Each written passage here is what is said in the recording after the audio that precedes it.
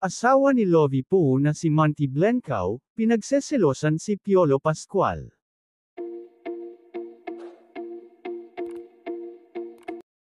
Nag-post kasi si Lovie Poe ng larawan, kasama si Piolo Pascual sa kanyang Instagram account kahapon, kung saan nagkomento ang asawa ni Lovie na si Monty Blencow.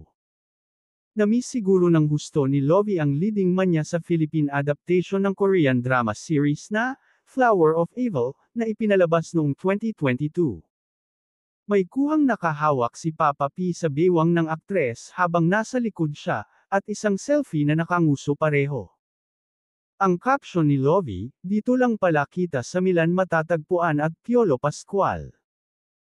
Nagkaroon kasi ng show ang Asap Natin 2 sa Milan, Italy nitong linggo, Setyembre 10 at sina Lovie at Coco Martin ang special guest, based rin sa request ng mga taga roon, dahil sinusubaybayan nila ang programang Batang Quiapo. Ang komento ng asawa ni Lovie, "I'm here to you know."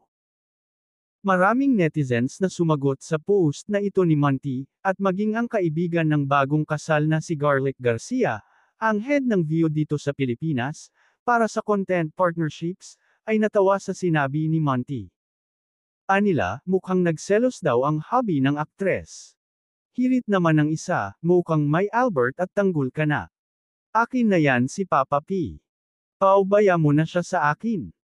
May mga nabasa rin kaming, sana raw ang magkaroon ng season 2 ang Flower of Evil, o kaya'y gumawa ng pelikula sina Piolo at Lovie.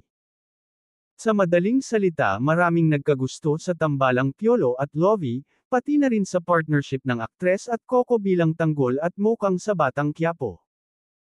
Anyway, bigla naming naalala na baka para kay Piolo ang komento ni Monty na, "I'm here to you know," dahil tandang-tanda namin sa isang MediaCon ng pre-Valentine show nilang, Some Kind of Valentine, early this year, ay nabanggit ng aktres na fan ang asawa niya ng seryeng, Flower of Evil.